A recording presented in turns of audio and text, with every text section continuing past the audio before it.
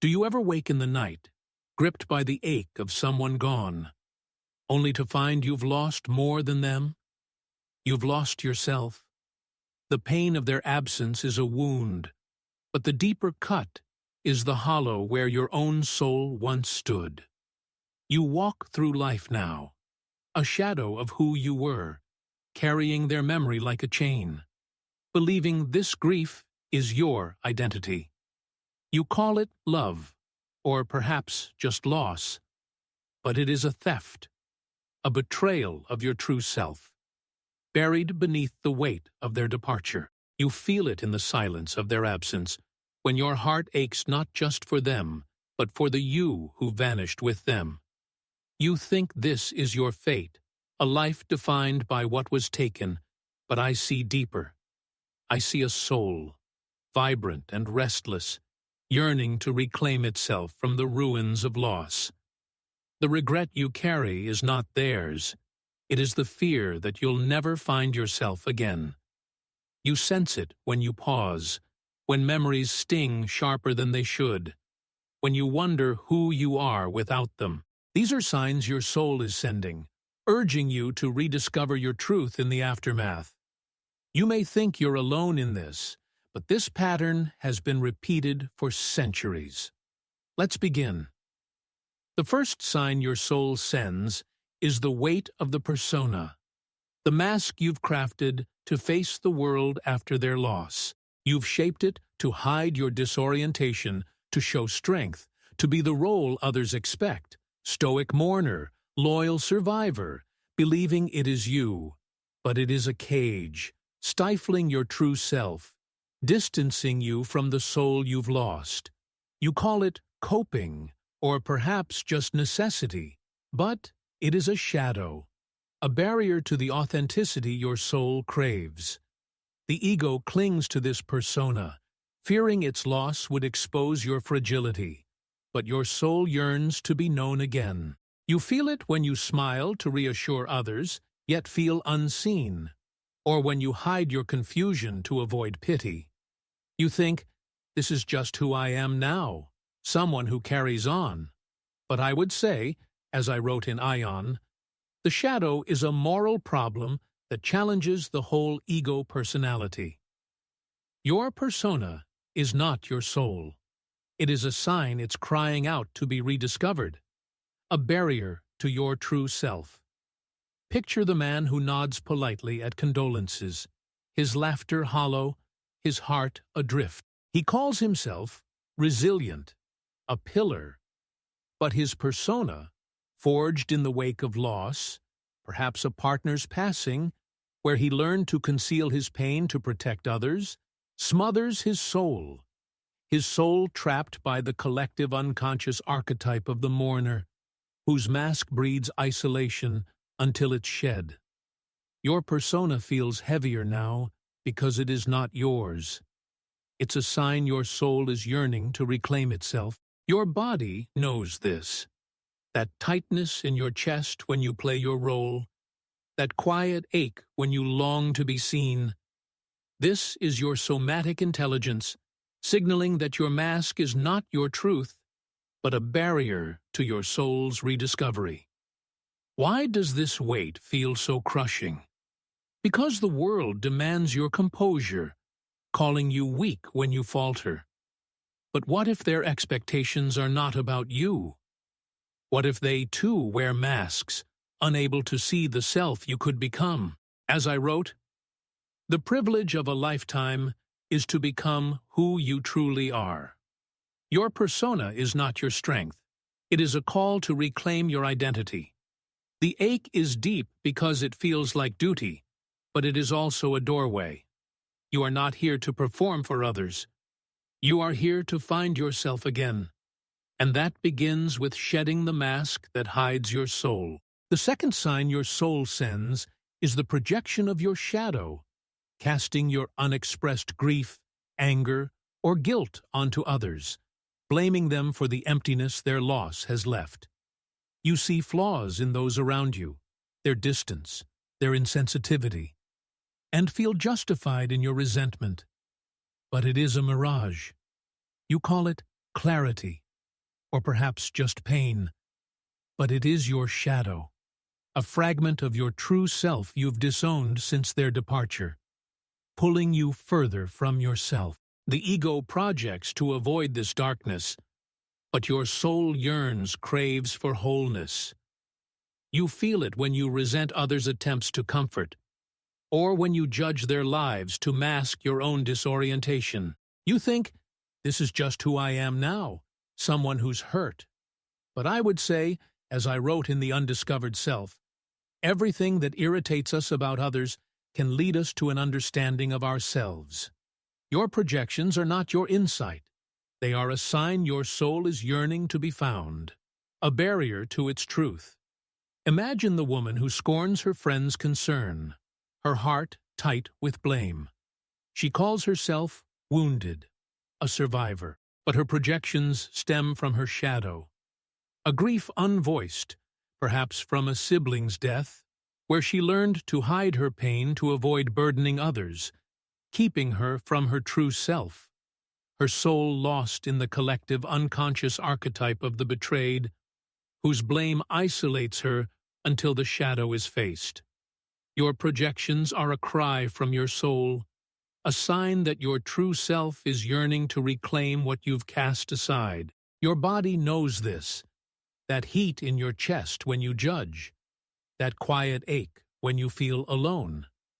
This is your somatic intelligence, signaling that your shadow is not your enemy, but a key to rediscovering your soul. Why does this resentment feel so sharp?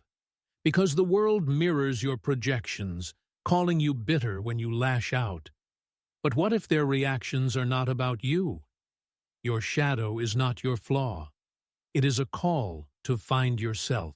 The sting is raw because it feels like truth, but it is also a doorway. You are not here to live in blame. You are here to find yourself again. And that begins with embracing the darkness you've projected. The third sign your soul sends is the weight of repressed wounds, scars from the loss itself, betrayal, abandonment, or silence that you've buried, believing they've faded. They linger in your unconscious, shaping your choices with their pain, keeping you from the self you were before. You call it healing, or perhaps just time, but it is a shadow, a wound that binds you to their absence. The ego represses these pains to maintain control, but your soul longs for release. You feel it when a memory halts your joy, or when you avoid new connections, fearing old hurts. You think, this is just who I am now, someone who's cautious. But I would say, as I wrote in Modern Man, In Search of a Soul, we cannot change anything unless we accept it. Your repressed wounds are not your strength. They are a sign your soul is yearning to be reclaimed, a barrier to its truth. Consider the man who wakes with a heavy heart, haunted by a loved one's departure. He calls himself stoic, a fighter, but his repressed wounds, a parent's sudden loss, perhaps, when he learned to bury his grief to seem strong, keep him from his true self, his soul bound by the collective unconscious archetype of the wounded, whose scars isolate him until they are faced. Your wounds are a cry from your soul, a sign that your true self is yearning to heal. Your body knows this. That tightness in your throat when a memory surfaces. That quiet ache when you push it down. This is your somatic intelligence, signaling that your wounds are not your burden, but a key to rediscovering your soul. Why do these scars feel so vivid? Because the world encourages repression, calling you fragile for feeling pain. But what if their dismissal is not about you? Your wounds are not your strength. They are a call to find yourself. The pain is deep because it lingers unseen, but it is also a doorway. You are not here to carry their loss forever. You are here to find yourself again. And that begins with facing the wounds that bind you. The fourth sign your soul sends is the flare of emotional triggers, sudden surges of sorrow, anger, or fear sparked by a word, a place, a memory tied to their absence. You feel ruled by these reactions as if they've claimed you, pulling you further from the self you once knew. You call it grief, or perhaps just sensitivity, but it is a signal, a sign your soul is yearning for freedom. The ego amplifies these triggers, tying you to their loss, while your soul craves release. You feel it when a familiar song cuts too deeply, or when a stranger's kindness unravels your composure. You think, this is just who I am now, someone who breaks. But I would say, as I wrote in The Archetypes and the Collective Unconscious, the shadow is a tight passage, a narrow door, whose painful constriction no one is spared who goes down to the deep well. Your triggers are not your nature. They are a sign your soul is yearning to be found, a barrier to its truth. Picture the woman who weeps at a passing remark, her heart racing with a pain she doesn't understand. She calls herself fragile, a mourner. But her triggers stem from a childhood loss, perhaps a friend's departure, where she learned to suppress her sorrow, keeping her from her true self, her soul trapped by the collective unconscious archetype of the wounded heart, whose reactions mask deeper pain. Your triggers are a cry from your soul, a sign that your true self is yearning to break free. Your body knows this. That heat when a trigger flares, that quiet ache when you regret your reaction. This is your somatic intelligence, signaling that your triggers are not your truth, but a barrier to rediscovering your soul. Why do these flares feel so intense? Because the world amplifies your pain, calling you unstable when you falter. But what if their judgment is not about you? Your triggers are not your strength. They are a call to find yourself. The pain is sharp because it feels like loss, but it is also a doorway. You are not here to be ruled by their absence. You are here to find yourself again. And that begins with freeing yourself from the triggers that bind you. You're beginning to feel the soul's quiet plea now, aren't you? That restless ache. The sense that their absence has taken not just them, but the core of who you were, leaving you adrift in a life that feels borrowed. You've worn the persona, projected your shadow, carried repressed wounds, and flinched at triggers, thinking these were your new self. But they are signs your soul is yearning to rediscover itself after their loss. You feel it when their memory cuts sharper than it should, when your heart aches for the you who vanished with them, when you wonder if you'll ever find yourself again. You thought this was grief's toll, a personal failing, but it is your true self, crying out to break free from the roles you've played to survive their departure. The pain you carry, the emptiness you bear, is not your soul. It is the echo of their absence, pulling you from your own truth. These signs are your unconscious's cry, urging you to reclaim your identity before it fades entirely. As I wrote, until you make the unconscious conscious, it will direct your life, and you will call it fate. Let's walk deeper, where these signs reveal the path to finding yourself again. The fifth sign your soul sends is the burden of inherited grief, sorrow woven into your being from generations past. Parents, ancestors, whose losses you carry, amplifying the pain of their departure and distancing you from your true self. You call it mourning, or perhaps just sensitivity, but it is a shadow, binding you to their grief, not your own truth. The ego clings to this sorrow, mistaking it for love, while your soul yearns to be free. You feel this when their absence feels like a family curse, Or when you avoid joy, fearing it betrays them. You think, this is just who I am now, someone who grieves deeply. But I would say, as I wrote in The Archetypes and the Collective Unconscious, the shadow is a tight passage, a narrow door, whose painful constriction no one is spared who goes down to the deep well. Your inherited grief is not your nature. It is a sign your soul is yearning to be found, a barrier to its truth. Picture the woman who weeps at old photographs, her heart heavy with a sorrow she cannot place. She calls herself loyal, a keeper of memories. But her inherited grief, a parent's unspoken loss, perhaps, or a grandparent's tales of tragedy, chains her spirit, keeping her soul bound by the collective unconscious archetype of the lamenter, whose sorrow isolates her until ancestral grief is released. Your grief is a cry from your soul, a sign that your true self is yearning to reclaim itself. Your body knows this, that trembling when their memory surfaces, that quiet ache when you long for peace. This is your somatic intelligence, signaling that your sorrow is not your truth, but a barrier to rediscovering your soul. Why does this grief feel so vast? Because the world reinforces your mourning, calling you heartless when you seek joy. But what if their expectations are not about you?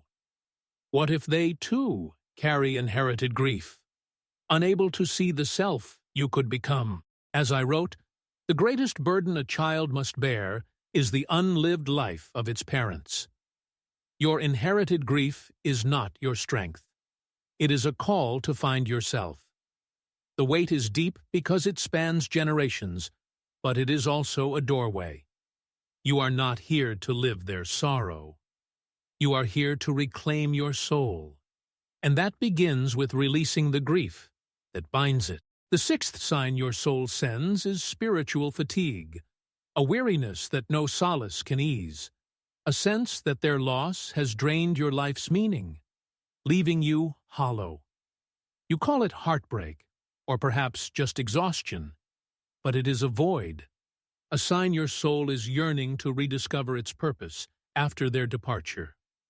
The ego pushes you to cling to their memory, but your soul hungers for authenticity. You feel this when you achieve what others praise yet feel empty, or when you wake with a quiet dread, unsure of who you are. You think, this is just who I am now, someone who's lost their way. But I would say, as I wrote in The Undiscovered Self, the individual is increasingly deprived of the moral decision as to how he should live his own life. Your spiritual fatigue is not your essence. It is a sign your soul is awakening, a barrier to its truth. Imagine the man who sits alone, his accomplishments fading into insignificance since their passing. He calls himself dutiful, a survivor.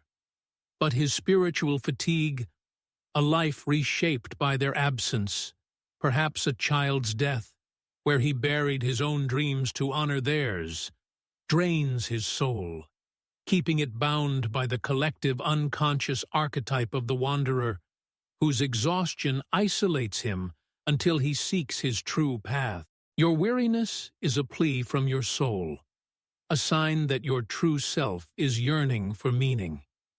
Your body knows this, that heaviness in your limbs when you force progress, that quiet ache when you long for purpose.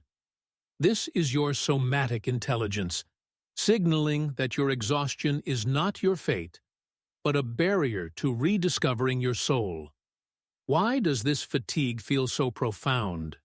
Because the world demands your silence, calling you selfish when you seek meaning. But what if their dismissal is not about you? Your spiritual fatigue is not your strength. It is a call to find yourself. The emptiness is deep because it feels like loss, but it is also a doorway. You are not here to live drained. You are here to reclaim your soul, and that begins with seeking the purpose that calls it. The seventh sign your soul sends is the denial of your shadow, a refusal to face the anger, guilt, or shame their loss has stirred, believing these flaws diminish your love for them. You hide these truths, thinking they make you unworthy, but they are your shadow, and your soul yearns for wholeness. You call it loyalty, or perhaps just dignity, but it is a delusion, keeping you bound to a false self. The ego fears this shadow, but your soul craves its integration. You feel this when you conceal your resentment to appear noble, or when you avoid truths that expose your pain. You think, this is just who I am now, someone who honors them. But I would say, as I wrote in Modern Man in Search of a Soul, we cannot change anything unless we accept it. Your denial is not your devotion. It is a sign your soul is yearning to be found, a barrier to its truth. Consider the woman who smiles through her grief, never admitting her anger at their departure. She calls herself steadfast, a guardian of their memory. But her denial, a childhood lesson perhaps when her pain was shamed, keeps her from authenticity, her soul bound by the collective unconscious archetype of the martyr, whose facade isolates her until the shadow is faced. Your denial is a cry from your soul, a sign that your true self is yearning to be whole. Your body knows this, that tension when you hide your truth, that quiet ache when you feel inauthentic. This is your somatic intelligence, signaling that your denial is not your truth, but a barrier to rediscovering your soul. Why does this pretense feel so vital? Because the world rewards your sacrifice, calling you flawed when you falter. But what if their standards are not about you? Your shadow's denial is not your strength. It is a call to find yourself. The unease is deep because it feels like protection. But it is also a doorway. You are not here to live as a false ideal. You are here to reclaim your soul. And that begins with embracing the shadow that completes it. The eighth sign your soul sends is the fear of moving forward, a dread that living fully without them betrays their memory, keeping you from the self you could become. You cling to their absence, believing it honors them, but it is a shadow, anchoring you to their loss. The ego fears this forward step, while your soul yearns to grow. You feel this when you hesitate to embrace new joys, or when guilt clouds your dreams of a fuller life. You think, this is just who I am now, someone who stays faithful. But I would say, as I wrote in Man and His Symbols, the unconscious is not just evil by nature, it is also the source of the highest good. Your fear of moving forward is not your loyalty. It is a sign your soul is yearning to be found, a barrier to its truth. Picture the man who avoids new beginnings, his heart heavy with guilt for surviving. He calls himself devoted, a keeper of their legacy. But his fear, a childhood moment, perhaps, when change was punished, keeps him from his true calling, his soul bound by the collective unconscious archetype of the sentinel, whose vigilance isolates him until he steps forward.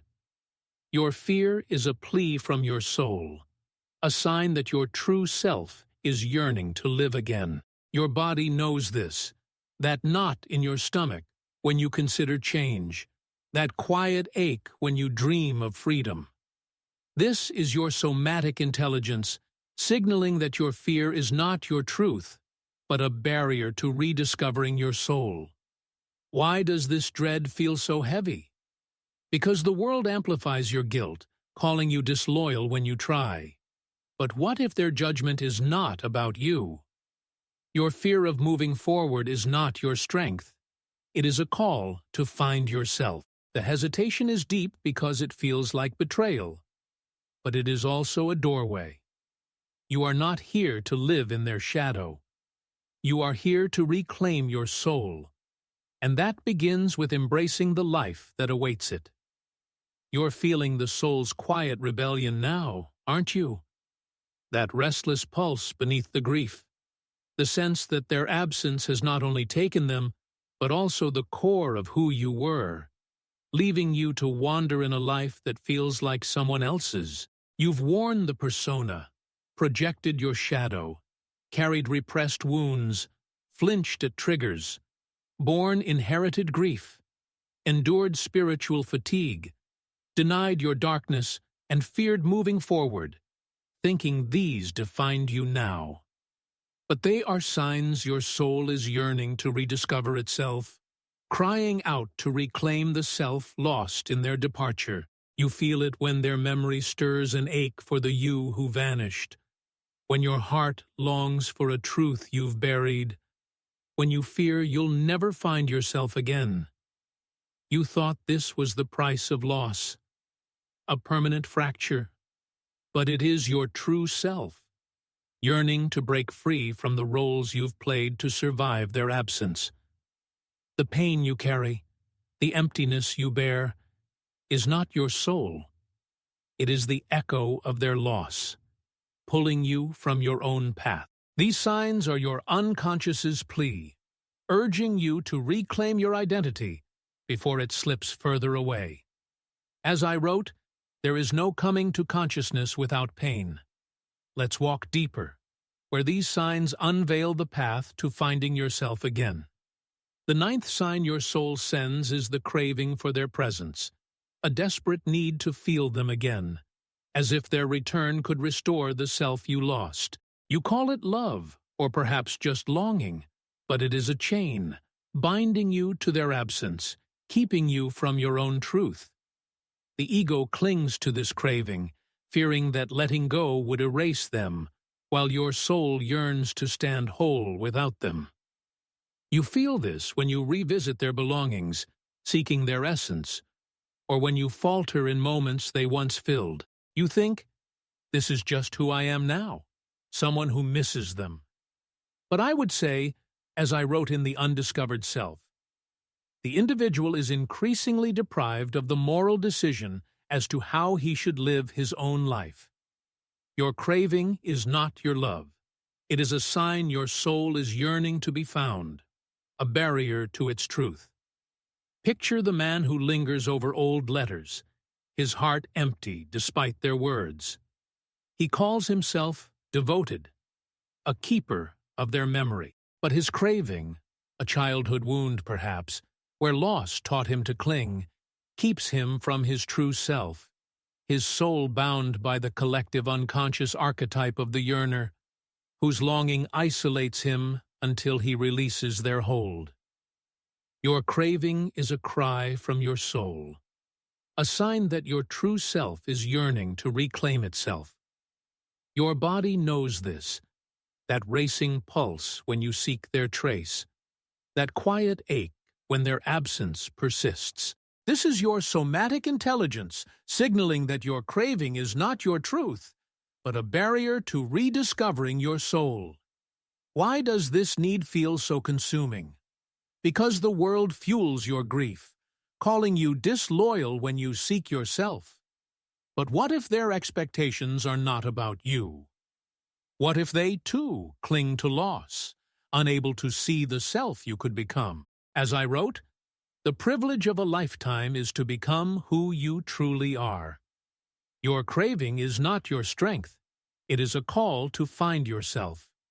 The ache is deep because it feels like love, but it is also a doorway. You are not here to live for their ghost. You are here to reclaim your soul, and that begins with embracing the truth within you.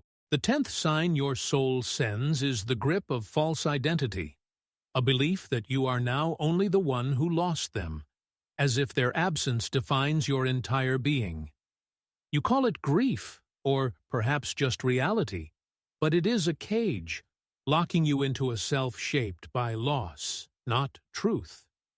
The ego clings to this identity, fearing change would betray them, while your soul yearns to rediscover its essence. You feel this when you define yourself by their absence, or when you resist paths that could lead you back to yourself.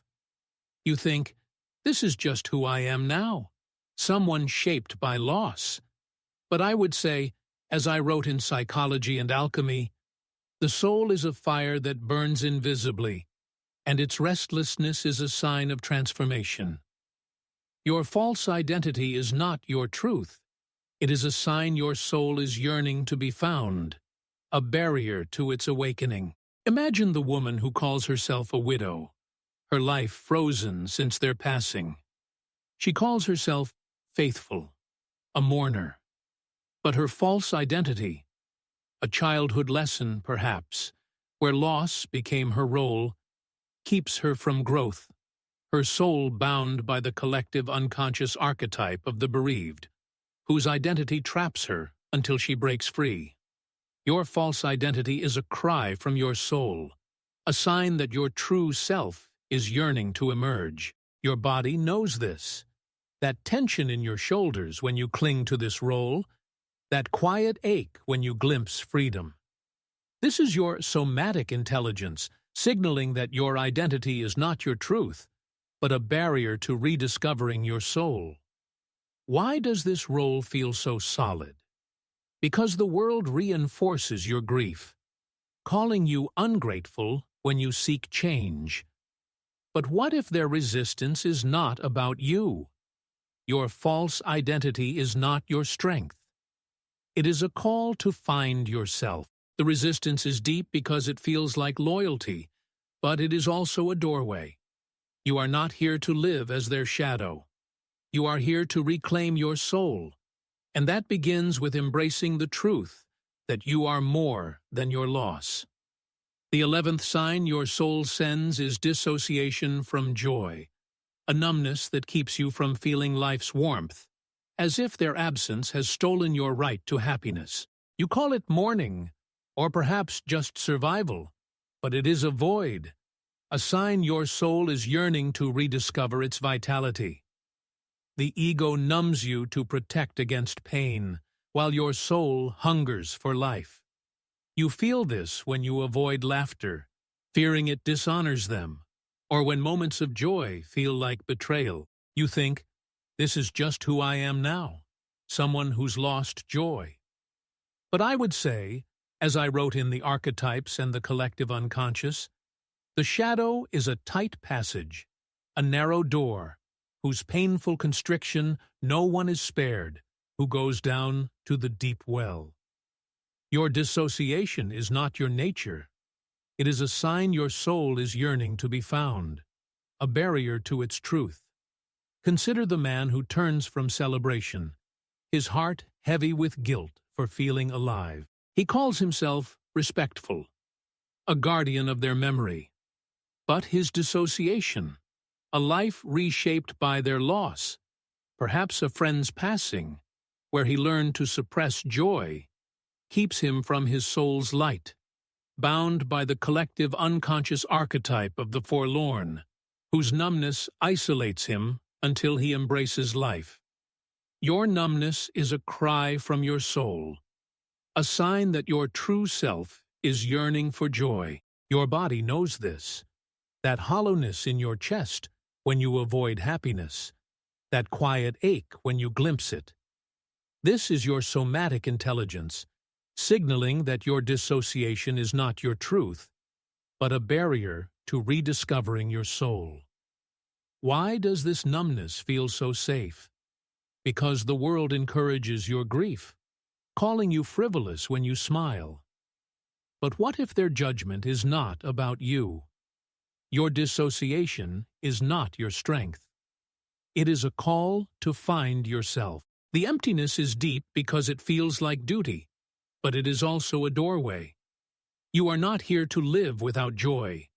You are here to reclaim your soul, and that begins with embracing the life that calls it.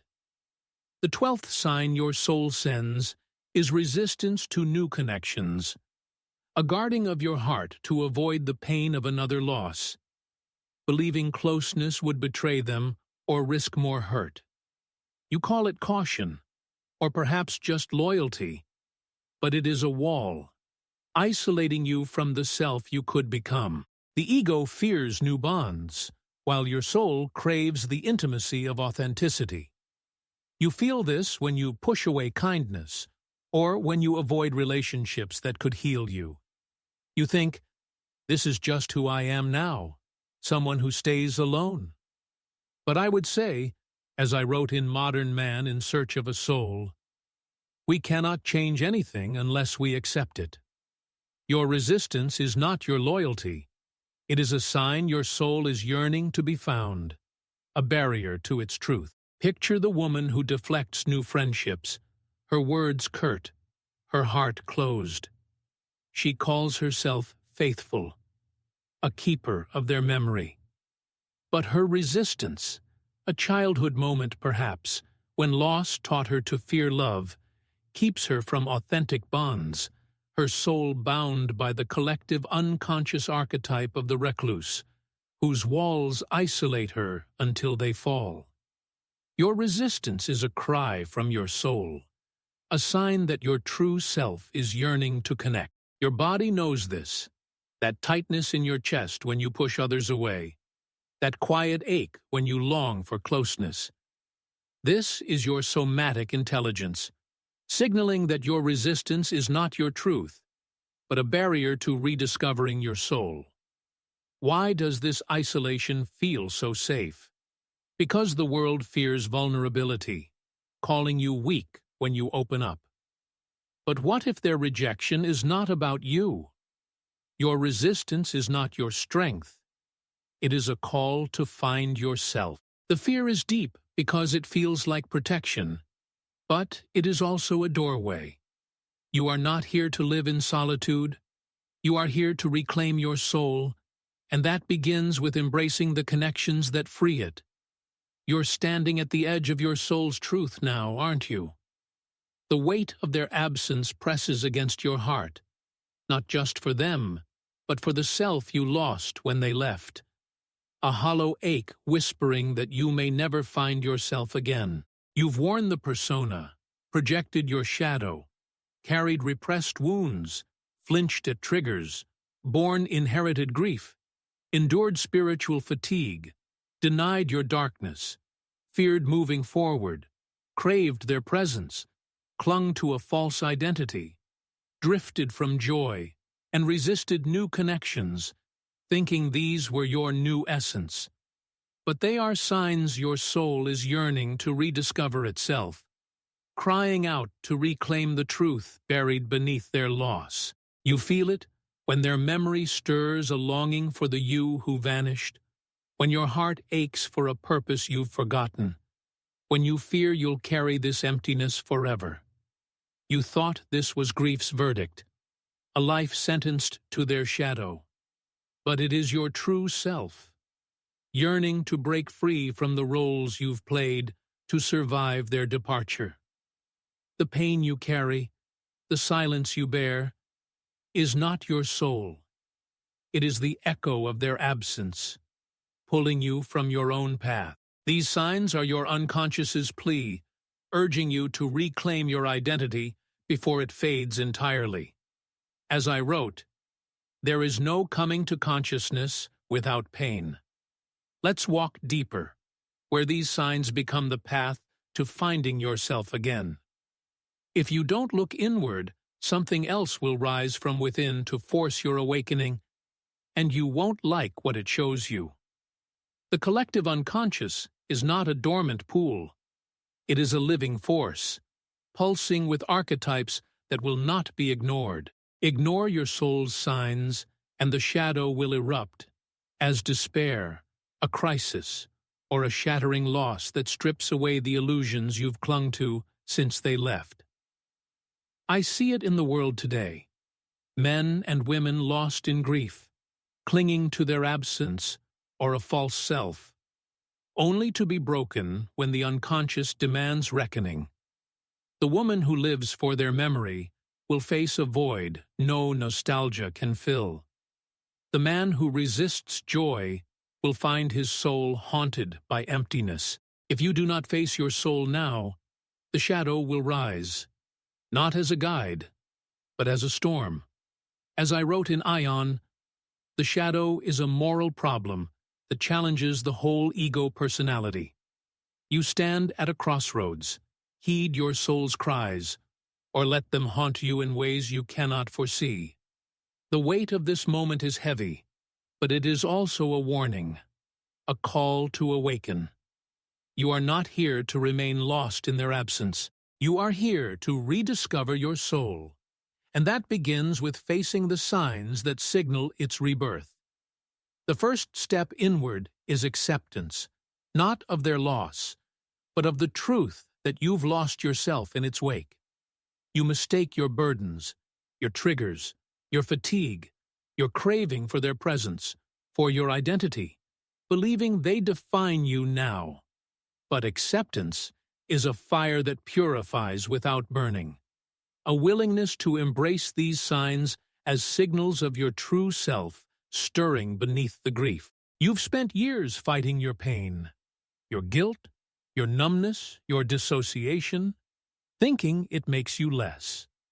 But what if this pain is not your shame, but your guide, pointing to the shadows you must claim to find yourself?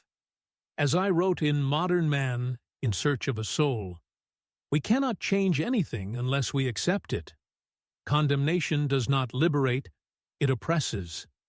Acceptance is the alchemy of the psyche, turning the weight of your loss into the light of your soul's truth. Picture the man who pauses, accepting his endless longing for their return. He once called himself loyal, a keeper of their memory. But now, he sees his craving, born from a childhood where love was tied to holding on, perhaps by a parent's expectations, as a sign, not his essence, but a signal his soul is yearning to be found. His acceptance, once a terror, becomes a sanctuary, allowing his true self to emerge from their shadow. The collective unconscious holds this archetype, the alchemist who transforms pain into wisdom, but only through acceptance. Your burdens are not you. They are signs your soul is yearning to reclaim itself. Your body knows this, that softening in your chest when you accept your truth, that quiet ache when you resist. This is your somatic intelligence, signaling that acceptance is a doorway, not a surrender. The pain of acceptance is tender because it asks you to face your depths, but it is also a light that reveals. You are not here to live in denial. You are here to rediscover your soul, and that begins with embracing the acceptance that honors your true self. The second step inward is integration, the act of weaving your shadow into yourself. You mistake your signs, your projections, your guilt, your resistance to joy, for your identity, believing they are flaws to erase. But integration is not about banishing these shadows, but about listening to them, understanding their roots in their loss, and letting them guide you to your truth. You've spent years casting your shadows onto others, blaming them for your pain, avoiding joy to honor their memory. But what if they are mirrors, reflecting the parts of you you've lost? As I wrote in The Archetypes and the Collective Unconscious, the shadow is a tight passage, a narrow door, whose painful constriction no one is spared who goes down to the deep well. Integration is the passage through this door, a journey where the weight of their absence becomes the soil for your soul's growth. Imagine the woman who feels her anger rise at a friend's happiness, no longer suppressing it. She once called herself kind, a mourner, but now she integrates her shadow, seeing her resentment as a wound from their loss, perhaps a sibling's passing, where she learned to bury her own needs, signaling her soul's yearning to be found. Her integration, once a shame, becomes a bridge, guiding her to wholeness. The collective unconscious holds this archetype, the healer, who mends their own soul to rediscover truth, but only through integration. Your shadows are not you. They are signs your soul is yearning for wholeness. Your body feels this, that warmth in your core when you face your darkness, that quiet ache when you hide. This is your somatic intelligence, signaling that integration is a path, not a punishment. The pain of integration is heavy because it asks you to confront your depths, but it is also a light that reveals. You are not here to banish your shadows. You are here to rediscover your soul, and that begins with weaving your truth into your true self. The third step inward is silence, not the silence of grief, but the silence that unveils. You mistake your noise, your racing thoughts, your craving for their presence, your endless mourning, for your identity, but they are shields your ego raises against your soul's truth. Silence is the space where your unconscious speaks, where your signs, your fatigue, your false identity, your dissociation find their voice. You've spent years filling the silence with memories, with guilt, with others' expectations, thinking they define you. But what if silence is where your soul lives, where the loss you've carried reveals its deeper truth? As I wrote in Psychology and Alchemy, the soul is a fire that burns invisibly, and its restlessness is a sign of transformation. Silence is the crucible where this fire burns, transforming your shadows into light. Consider the man who sits in stillness, no longer fleeing his spiritual fatigue. He once called himself steadfast, always remembering. But now he embraces silence, seeing it as a space to feel his loss of self. Born from a childhood where grief was suppressed, perhaps by a family's demands, his silence, once a void, becomes a sanctuary, revealing the truth of his soul's longing. The collective unconscious holds this archetype, the sage, who finds wisdom in stillness, but only through silence. Your noise is not you. It is a distraction from your awakening, a cycle you can still. Your body knows this, that calm in your chest when you pause, that quiet ache when you rush. This is your somatic intelligence, signaling that silence is a gift, not a threat. The pain of silence is heavy because it asks you to listen, but it is also a light that illuminates. You are not here to live in noise. You are here to rediscover your soul, and that begins with embracing the silence that speaks its truth. The fourth step inward is solitude, not as isolation, but as a birth. You mistake your loneliness for your identity, believing your fear of new connections or loss of joy marks you as broken. But solitude is a space where your true self grows, free from the ego's need to cling to their memory, where your signs, your triggers, your grief, your dissociation become your teachers. You've spent years fleeing solitude, seeking others to fill the void their absence left, thinking they define your worth. But what if solitude is where your soul breathes, where the loss you've carried reveals its falsity? As I wrote in The Undiscovered Self, the individual is increasingly deprived of the moral decision as to how he should live his own life. Solitude is the space where you reclaim that decision, where your signs guide your soul's awakening. Picture the woman who walks alone at dusk, no longer fearing her loneliness. She once called herself connected, always needed, but now she embraces solitude, seeing it as a space to face her resistance to joy. Born from a childhood where loss was her burden, perhaps by a distant family. Her solitude, once a prison, becomes a womb, birthing a self that needs no external light. The collective unconscious holds this archetype, the seer, who finds vision in solitude, but only through embracing it. Your loneliness is not you. It is a signal of your soul's awakening, a cycle you can transform. Your body feels this, that peace in your core when you embrace solitude, that quiet ache for connection. This is your somatic intelligence, signaling that solitude is a path, not a punishment. The pain of solitude is tender because it asks you to stand alone, but it is also a light that births authenticity. You are not here to fear solitude. You are here to rediscover your soul, and that begins with embracing the solitude that shapes your true self. You're beginning to glimpse your soul's light now, aren't you? The weight of their absence, the ache of losing not just them but yourself, presses against your heart, urging you to reclaim your truth before it slips away. You've worn the persona, projected your shadow, carried repressed wounds, flinched at triggers, borne inherited grief, endured spiritual fatigue, denied your guilt, feared moving forward, craved their presence, clung to a false identity, drifted from joy, resisted connection, and taken the steps of acceptance, integration, silence, and solitude.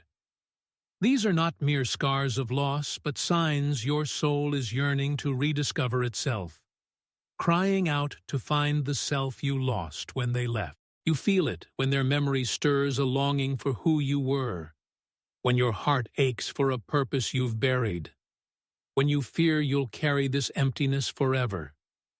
You thought this was grief's final word, a life dimmed by their shadow.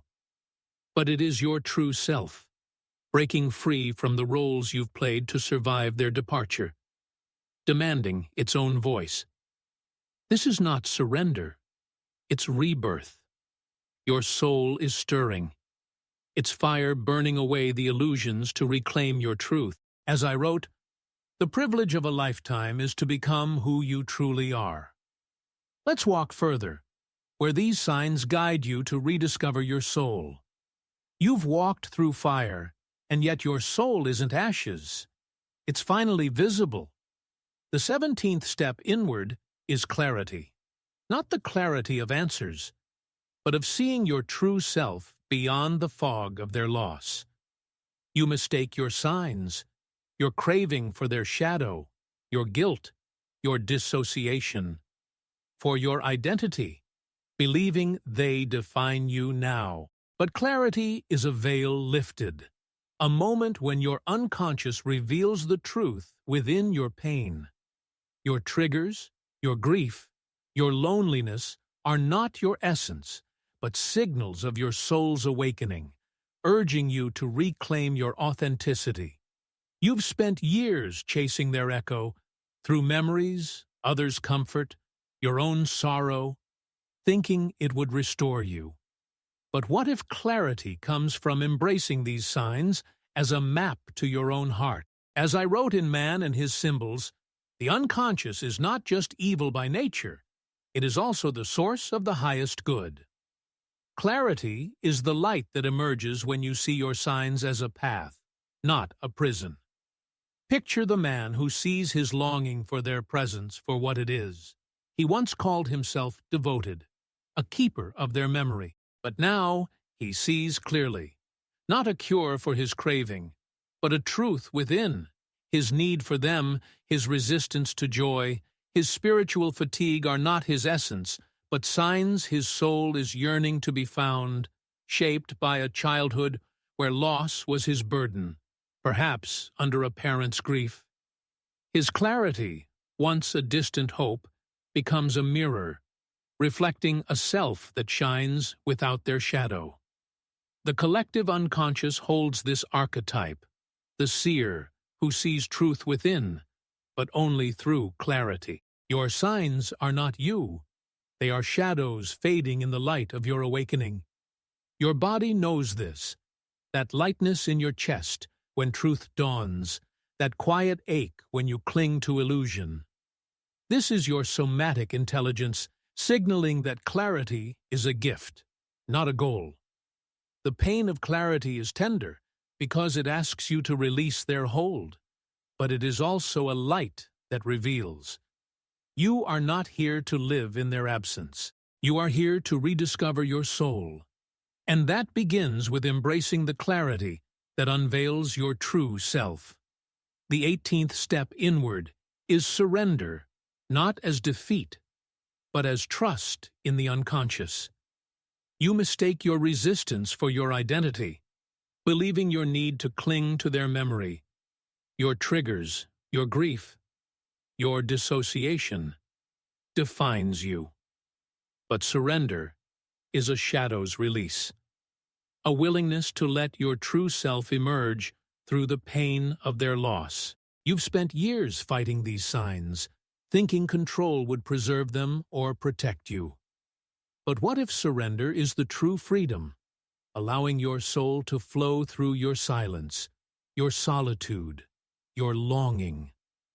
As I wrote in Psychology and Alchemy, the soul is a fire that burns invisibly, and its restlessness is a sign of transformation. Surrender is the crucible where this fire transforms you, turning the weight of their absence into the gold of your soul's truth.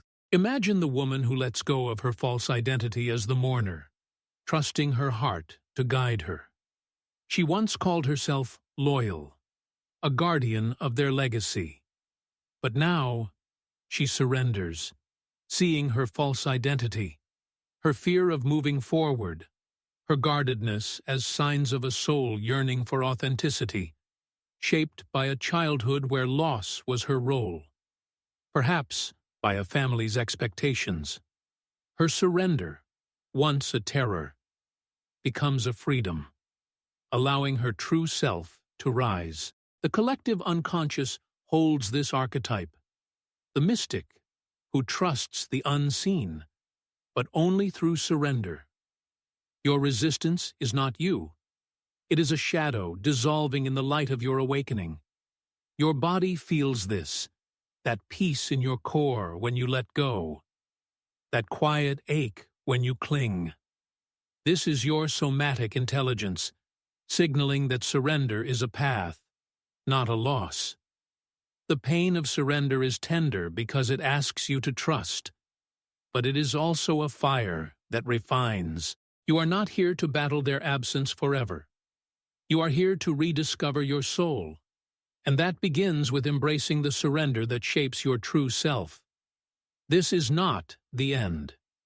It is the first time you are beginning consciously.